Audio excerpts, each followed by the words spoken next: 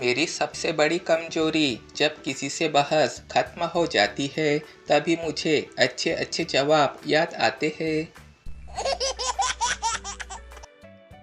ज़्यादा टेंशन ना लिया करो तुम, सबकी शादी गर्लफ्रेंड से ही होगी। अब किसकी शादी किसकी गर्लफ्रेंड से होगी ये नहीं पता।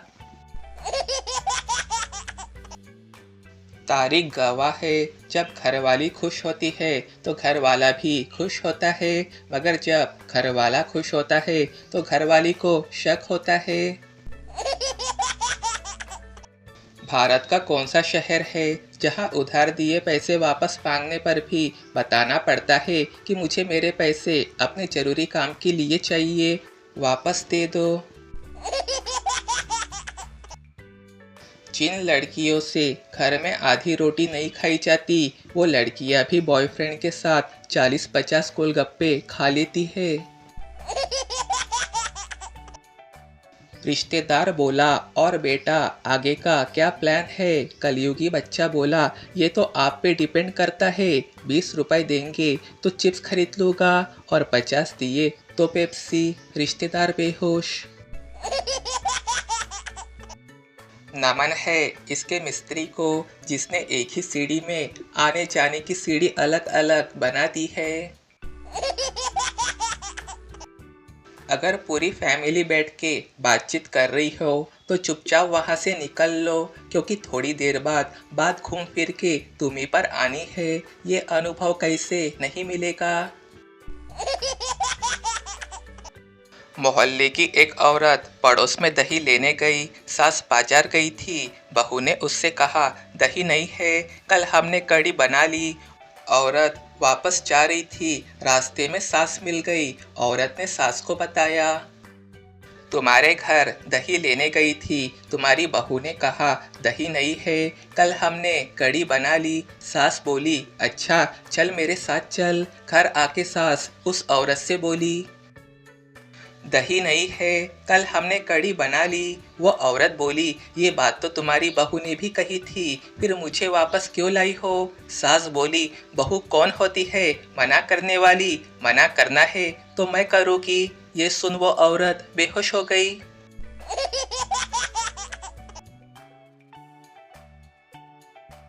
पुराने जमाने का 1 रुपया आज के 100 रुपए के बराबर था। ठीक वैसे ही मेरे 10वीं 12वीं के 35-40% नंबर आज के 95% माने जाए। घर में सामान रखने की बहुत सी जगह होती है, लेकिन मेरे सर पे रख दे मम्मियों की फेवरेट जगह होती है। बॉस बोला, गजोधर 10 साल से तुम मेरे लिए कॉफी ला रहे हो, बिना एक बूंद तक भी गिराए। आप इन सीढ़ियों पे कैसे बैलेंस करते हो? गजोधर, सर सीढ़ियाँ पे चढ़ने से पहले मैं एक बड़ा घूंट लेता हूँ। जैसे ही मैं ऊपर आ जाता हूँ मैं उसे वापस कप में डाल देता हूँ। बॉस बेहोश। पति बोला, अगर मोहब्बत अंधी है तो शादी क्या है? पत्नी बोली, शादी आँख का ऑपरेशन है जो सबकी आंखें खोल देती है। पहला, संडे को पति अगर देर तक सोया रहे तो बीवी, अब उठ भी जाओ, तुम्हारे जैसा भी कोई है क्या इस दुनिया में? छुट्टी है तो इसका मतलब यह नहीं कि सोते ही रहोगे। दूसरा, संडे को पति अगर जल्दी उठ जाए तो बीवी, पिछले जन्म में मुर्गे थे क्या? एक दिन तो चैन से सोने को मिलता है, उसमें भी ठीक 5 बजे उठ के कुकड़ुक करने लगते हो।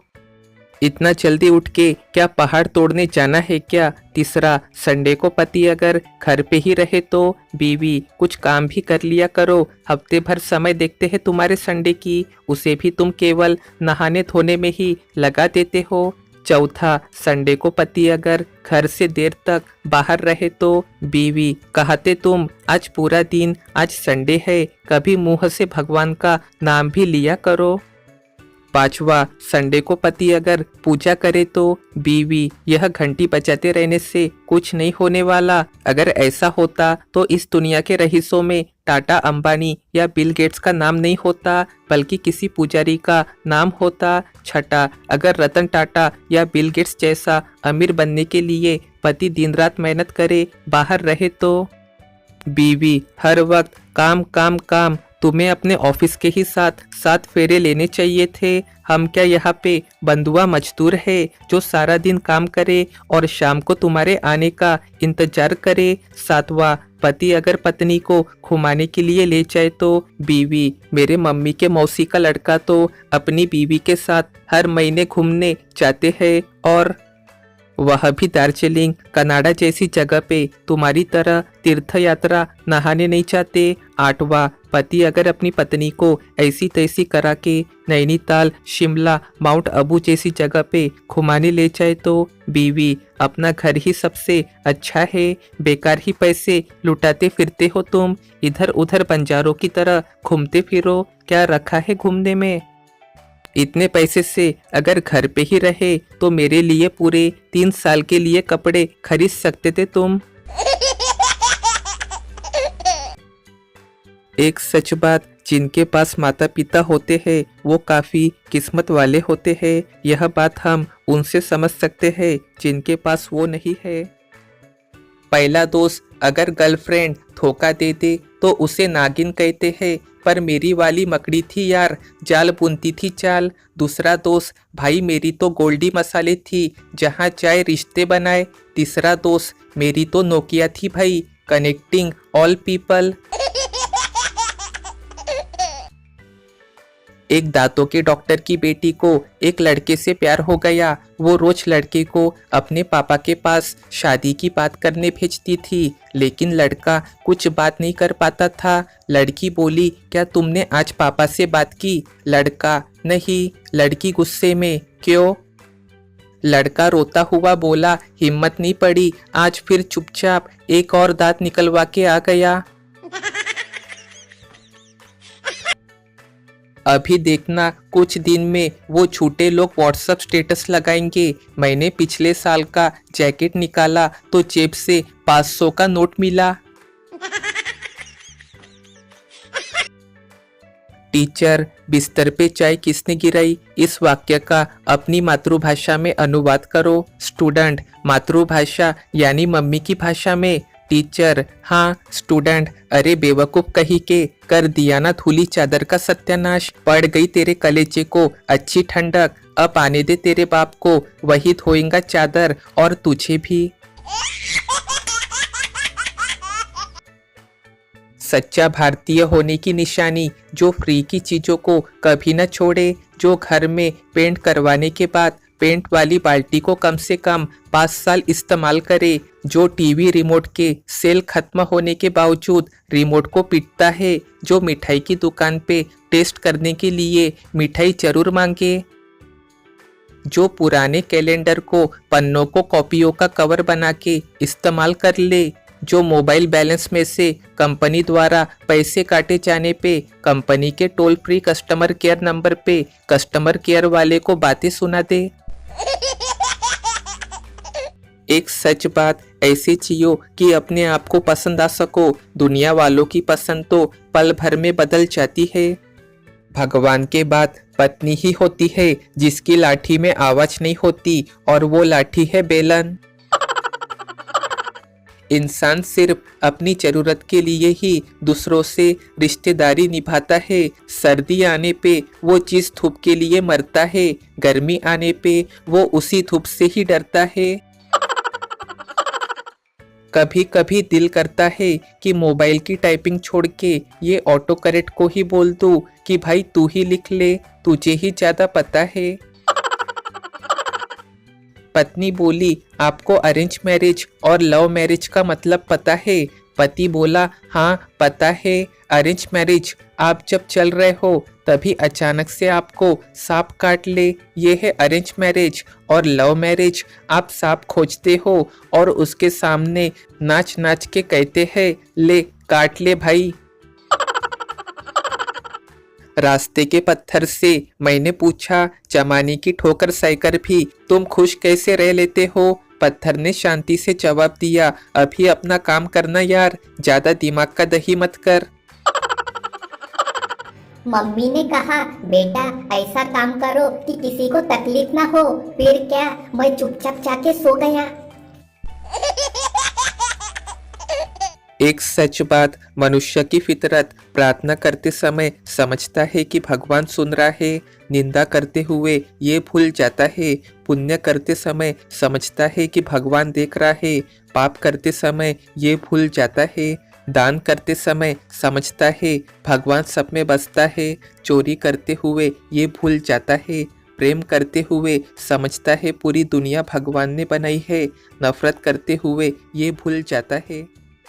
सबसे ज़्यादा बेइज्जती तब होती थी जब घर वाले दुकान से लाया हुआ सामान वापस करने को भेज देते थे। जब पत्नी सोती है उस समय को ही ज्योतिष काल में शांति काल कहा गया है। दुआ में याद रखने के जमाने गए, चुगली में याद रखते हैं अब लोग। डॉक्टर का कहना है कि बारिश में हजम हो सके वैसा हल्का खाना लेना चाहिए। ये कोई बोलने की बात नहीं है, पचने में सबसे हल्का पानी होता है। पानी पे अगर तेल डालो तो वो तैरता है, मतलब तेल पानी से भी हल्का है। उसी तेल में अगर पकोड़े डालो तो वो तुरंत ही ऊपर तैरते हैं, मतलब पकोड़े तेल से भी हल्के हैं। इसका मतलब ये हुआ कि पचने में सबसे हल्के पकोड़े हुए तो बारिश में खूब पकोड़े खाए। एक आदमी ने शौचालय के पास खड़े लड़के से पूछा, बेटा रोज के कितने कमा लेते हो? लड़का बोला, अंकल यही कोई 1000-1200 रुपए। आदमी बोला, है इतने पैसे कैसे? लड़का बोला, सामने नींबू वाला देख रहे हो, वो मेरा बापू है। नींबू वाले ग्राहक की ग्लास में जमाल घोटा मिला देते हैं, फिर मैं उससे अंदर जाने के 25 रुपए लेता हूँ और उसे देने पड़ते हैं। दोस्तों, चुटकुलों के बीच में एक मजेदार पहेली सवाल। 3 पंख का ऐसा पक्षी सबके घर में रहता, वर्षा और सर्दी में सोता, बस गर्मी में उड़ता, बताओ क्या? इसका जवाब कमेंट करके बताएं। हंसते हंसते पेट ना फूल जाए तो कहना। एक आदमी घर लौट रहा था, रास्ते में गाड़ी खराब हो गई। रात काफ़ी थी, एकदम घना अंधेरा था, मोबाइल का नेटवर्क भी नहीं था, उसकी हवा खराब, ना कोई आगे ना दूर दूर तक कोई पीछे। अब उसने गाड़ी साइड में लगा दी और लिफ्ट के लिए किसी गाड़ी का इंतजार करने लगे। काफ़ी देर बाद एक गाड़ी बहुत धीमे धीमे उनकी ओर बढ़ रही थी। उसकी जान में जान आई, उसने गाड़ी रोकने के लिए हाथ दिया। गाड़ी धीरे धीरे रुक रुक के उसके पास आई। उसने गेट खोला और झट से उसमें बैठ गया, लेकिन अंदर बैठ के उसके होश उड़ गए, गला सूखने लगा, आंखें खुली रह गई, छाती धड़कने लगी। उसने देखा कि ड्राइविंग सीट पे कोई नहीं है, गाड़ी अपने आप चल रही थी।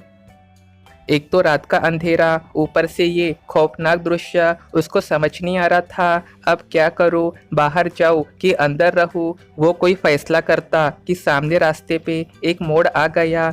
तभी 2 हाथ उनके बगल वाले कांच पे पड़े और गाड़ी मुड़ गई और फिर हाथ गायब।